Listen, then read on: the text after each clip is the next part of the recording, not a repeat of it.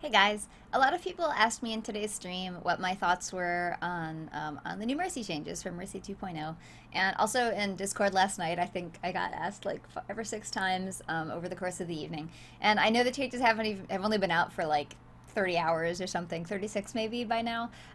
So I wanted to just make this little video to sort of go over my thoughts a little bit more comprehensively because during the stream I wasn't able to really go into them in quite so much detail. So I made a little list here of the points that I wanted to cover. So the most common question that it seems like people are asking is, do I think that in her reworked state right now in the PTR, she's OP? Actually, before I answer that, just a couple of caveats. First of all, obviously these are all just first impressions. Like, she's on the PTR, things could still change. I've played like, I don't know, 10 games last night, 12 games last night, and then however many I played in the stream today. So I sort of caution you in advance that any of my thoughts here, I haven't done a lot of deep thinking about this yet, so maybe my thoughts are going to change a little bit later on. But so these are my sort of first impressions from the current state and the PTR as of August 25th at 4:24 p.m. on Friday, Pacific time. So anyway, the first question, do I think that she's OP in her current state? It's really hard to say. I think it's too soon to tell. I'm sure Blizzard can tell looking at analytics and numbers. It feels really powerful, but at the same time, there are a lot of caveats and changes that I think are sort of counterbalance the things that make her powerful. So if you're not familiar with the changes, I will briefly summarize them. Basically, she no longer has multi-res as her alt. She has a single res, which has a 30-second cooldown. And then for her ult, she has this like sort of weirdo ability where she can fly, and also if her teammates are close enough together and she heals or damage boosts one of them, the beam will chain to like radially out from the teammate she's healing to heal the other teammates who are within some radius of that targeted first teammate. And so, also her gun seems to fire faster and has infinite ammo, so she can like fly around and shoot people. So that feels pretty powerful when you're ulted. When you're an ulted Mercy, it feels pretty awesome. In particular, if you're a nano boosted ulted Mercy, because you can just fly around really fast, and Guardian Angel has an increased range, and so you can kill people. And so that does seem OP, and we're seeing these awesome, videos of people who killed 5 people when they were a nano boosted ulted Mercy. And so on one hand that does feel OP. On the other hand, there are a lot of drawbacks. Like obviously being able to cancel anyone's ult was super powerful, and so losing that ability is something that, if we're gonna replace it, should be pretty impressive. So there's that. But also with the single res that she has now, the radius that you get on the single res is really small. I don't know the numbers off the top of my head, but I think the radius is about the same as McCree's flashbang, which is not very big. And it feels a lot smaller than that to me, I find, and maybe that's just because I'm used to the radius that I get between like the location of a corpse and me trying to res them from the past, or maybe it's some other effect, but I find that I'm always like, oh my god, I'm right next to them, how come, why won't the thing appear, like I really want to res them, and I'm just not able to. And so it feels really small, it feels really limiting for that, with that single res, that small res radius. So that is very limiting. Secondly, she is no longer invincible when she reses. And so what that means is very often you have a teammate who is, maybe you're on Nepal's Sanctum and your teammate is dead on the point and you're outside the point and there are 4 enemies on the point, and it's like, well, I'd like to res them if I can. I have this res on cooldown and they're the only one who's dead, and it would be really great to have, our Genji back or whatever it is. But like you have to Guardian Angel in and then get very close to their corpse and res them and then Guardian Angel out again. And so I think one thing that is going to be true with Mercy, with this new Mercy now, if she goes live on the live servers with these changes, is that it's going to be a lot more punishing to your team to have someone be like out of position. If you're all going in and a Genji dies in the point by himself, it's a lot harder to res that Genji than it would have been. Now maybe Genji's a bad example because like you get flankers and flankers are supposed to flank, and so I don't know if that's even out of position for him, but I've seen a lot of tanks and healers and other people, and it's like, man, I wish I could res you, but whereas before it was like, well, do I want to? You did something stupid, and now it's like I just can't. And something that's happened to me a lot of times is I'm really close to someone, but I like I'm here and they're here, and I want to res them, and so.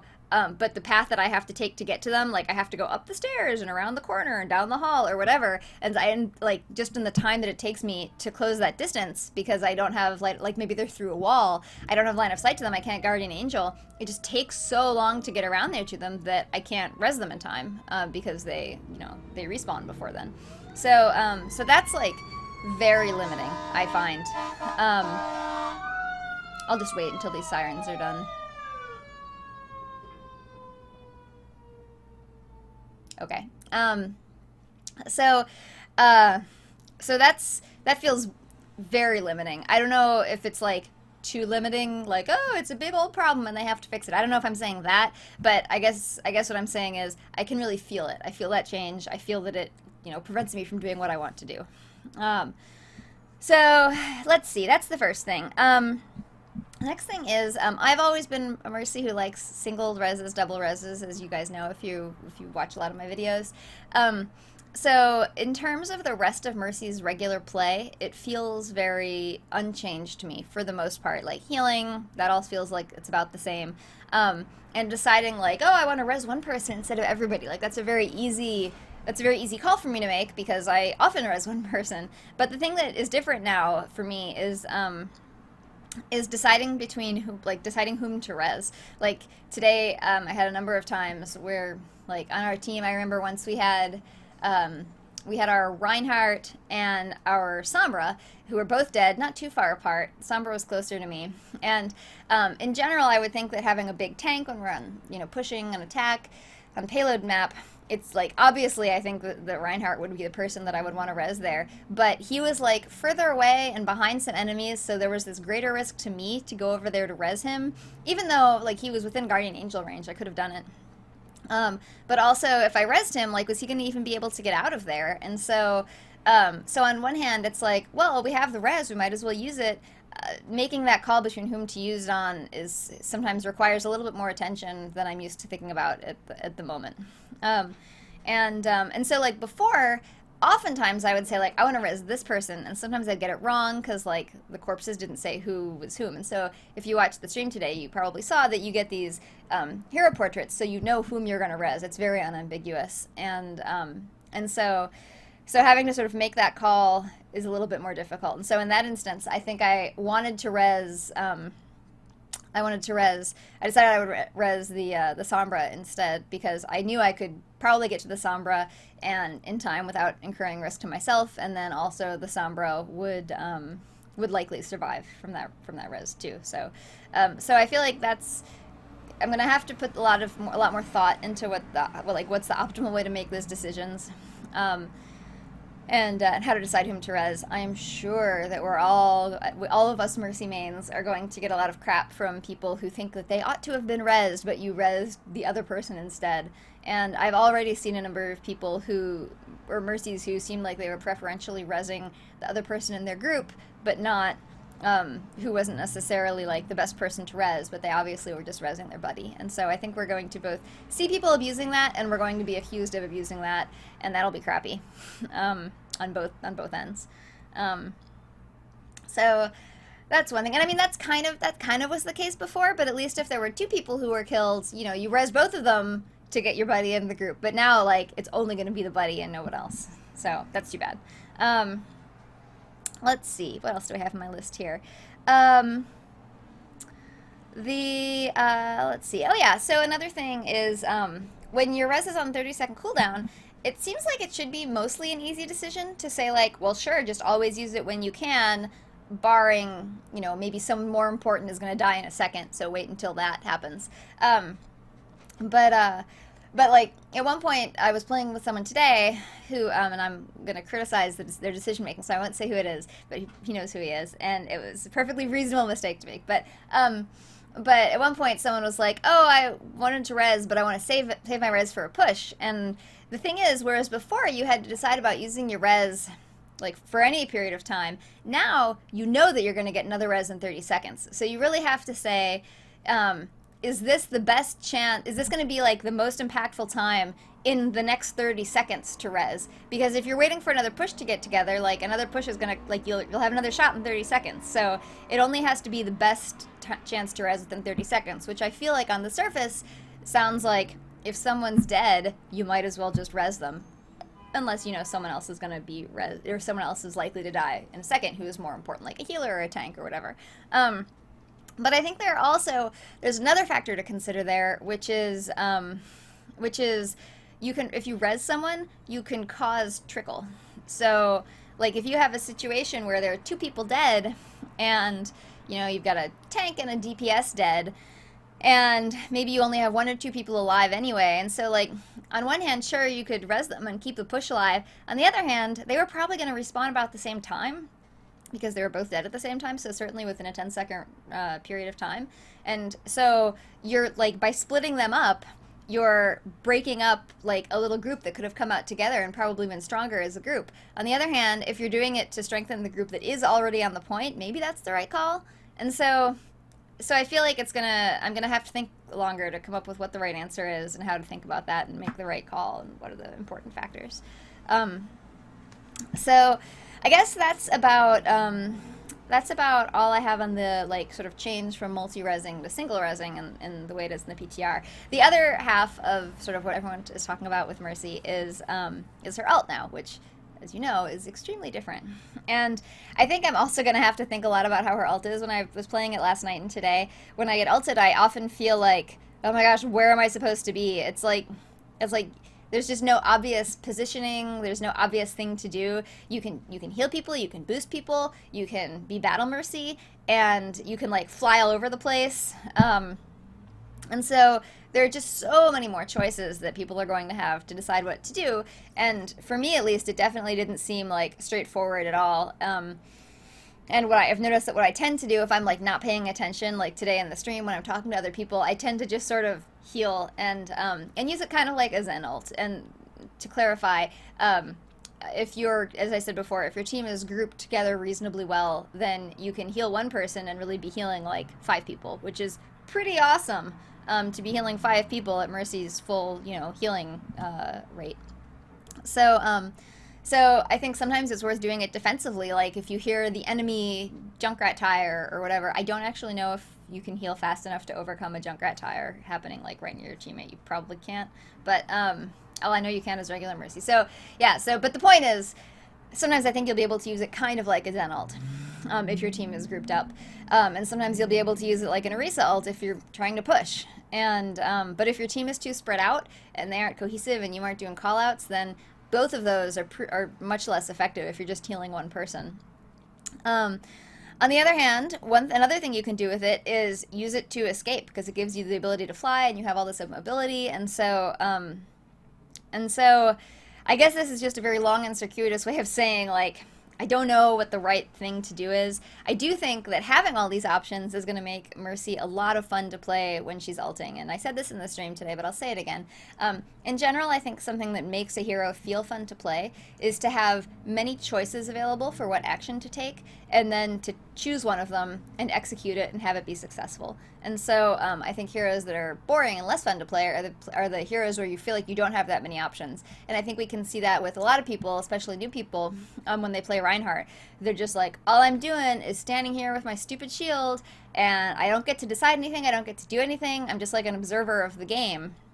And I mean, I know that you can, like, Reinhardts can do all kinds of things, but I think especially, like, when you're newer to the game, it just feels very boring, and I think it's because you don't feel like you have choices to make that are going to be impactful. And so anyway, so I think that with Mercy, with her ult, I think people are going to find it very satisfying to play her, because when she ults, she is going to feel impactful, and she is going to feel like you are going to feel like you're making choices that are affecting the outcome of the game and that are really helping. And also, I think that you'll see a little bit more respect for Mercy players too. Now that I'm thinking about it, because right now it's very Mercies feel very interchangeable. Like, if you have a good Mercy, how are they going to use their ult? They're going to res a bunch of people. Like, Anything else? What about a good Mercy? Oh, well, they'll also res a bunch of people. What about a medium Mercy or a crappy Mercy who just went over there and hid and then resed a bunch of people? Like, well, she's still going to res a bunch of people, and it doesn't feel like something that's particularly worthy of respect. And so I think that when we have good Mercies who are able to use their ult really effectively, we're going to see like more gradations of like respect that people have for Mercies. For Mercy mains and Mercy players, because they're going to be like, oh, you did an awesome thing that not everybody could have done. And so I think we're really going to see a lot of that, and I think it will generally be good for like the community of Mercies. Although I guess if you're at the bottom end of the spectrum, it probably isn't good for you. But but for people who are like good Mercies, I think it will be like more emotionally satisfying. Will it be enough to counteract all the people who are mad that you resed your other teammate instead of them? I don't know, but so let's see. Also, I know many of you guys, I think, have probably already seen, but I'll go ahead and say it anyway. Jeff Goodman had a post on the forums about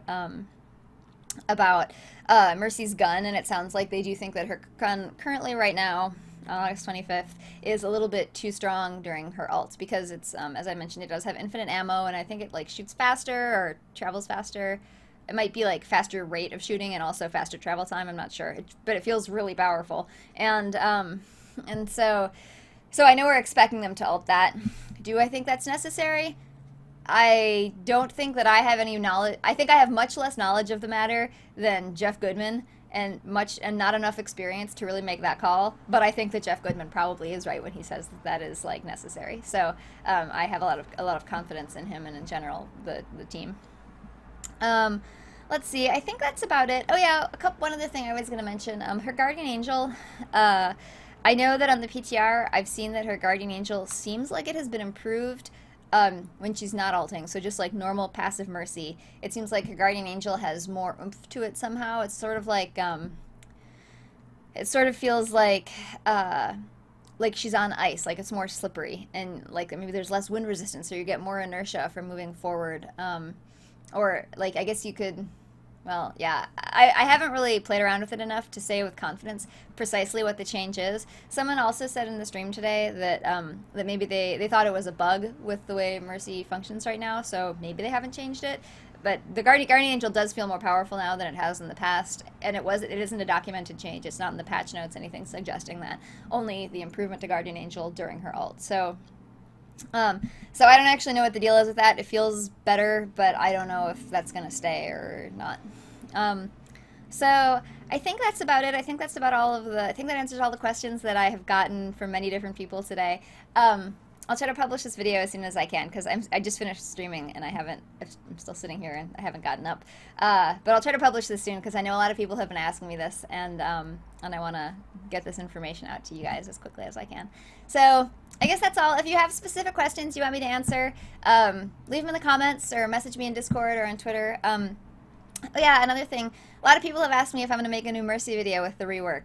Most definitely. Like, yes. The answer to that is yes. And I'm probably going to wait until they sort of land on how she's going to be when she's, on live servers. And we know really what to expect. And I'm also going to wait until I have played enough games and I've had enough experience that I feel like I can contribute some insight and deeper thought to what is the best way to help your team. I think with the ult, right now it seems like people really like to play Battle Mercy, and I think that's just because they can now, and it's okay. And so I think we're seeing a lot of these clips and highlights where people are doing that. But I think that a lot of times it will be best to use your ult for healing or for damage boosting. But today, what I did often was I did a lot of healing or damage boosting ults. But if I saw a high priority target or a target who looked like it was someone I could likely kill, then I would temporarily go and get them and kill them and then come back. Especially if I could get the enemy Mercy, and then I would just kill her and then go back to my other role as being a Zen or an Orisa ult. So that's what I was doing today. I'll have to think more about that and figure out what I think is the right thing to do. Oh yeah, also honorable mention goes to Diva's changes, which I sort of didn't mention, and I have this picture of Mercy here, but But the diva changes were pretty good. I like them. I feel like it's really likely that they're going to change in some capacity, so I'm not going to go into them too much. But she has missiles now. They feel pretty good. I keep accidentally using her missiles at really close range on an enemy, and then they blow back, like knocks me out of my suit because I did it in a stupid way. I think it'll take a while to overcome that. Also, I think the sort of not mentioned really huge advantage of Diva right now on the PTR is that she can shoot while boosting and like while zooming and going super fast. And I think right now that seems pretty underestimated by what I'm seeing on like Reddit and stuff when I'm seeing people talk about, because I think that is huge and it's a huge buff. And so people are saying like, oh, she's not that strong, but I think when they say that, they're underestimating the strength of that as an improvement. That's going to make all the difference in being able to chase down Farahs. Like right now when I chase down a Farah, I boost up to her, and then I stop right in front of her, and then I like shoot like as I'm falling back. And so it's going to be awesome to like also shoot as I'm approaching her. And I'll be able to do a lot more damage and take out Farahs more quickly. Also Widows probably a lot more quickly. Even with the Widow buff that we're expecting from the last PTR. So I'm really enjoying the Diva changes, but I'm not even going to get my hopes up because they have been dashed upon the rocks in the great nerf of January 2017, and so we'll see how it goes. We'll see where she actually lands with what changes they make, because it sounds like they're planning to like try a bunch of different stuff. So we'll see. I guess that's it. So I hope this answers all your questions. If not, let me know. I'm gonna go have some lunch, and I hope you guys enjoyed the video. I will see you next time. Hey guys, so one last thing, I just realized I finished making the video like an hour and a half ago, and I ran errands and I came back and I had changed clothes, and I just realized while I was working on some of the post-processing and making the thumbnail that I didn't put any little thank you at my video for the Patreon supporters who have contributed so kindly to supporting me making videos like this. So first I wanted to thank you guys so much. Thank you to each and every one of you. I try to call you out. I know some of you guys aren't always around in streams, and so I don't get to thank you as directly as I do people who are in stream. So thank you to all of you so much. And sorry the light is suboptimal in here right now. I was like, oh no, should I just record a whole extra thing? But the light's all weird, so anyway, sorry about that. And this isn't the normal stream the normal like scene that I would use here for at the end of a video, but I wanted to hurry and get this out tonight, and I have to like reprocess the video and like export it and everything, so I didn't want to take the time to do that. But I did want to put all of your names up here because I so appreciate all of you. Thank you so much, and I hope you guys, I hope you enjoyed the video. Bye.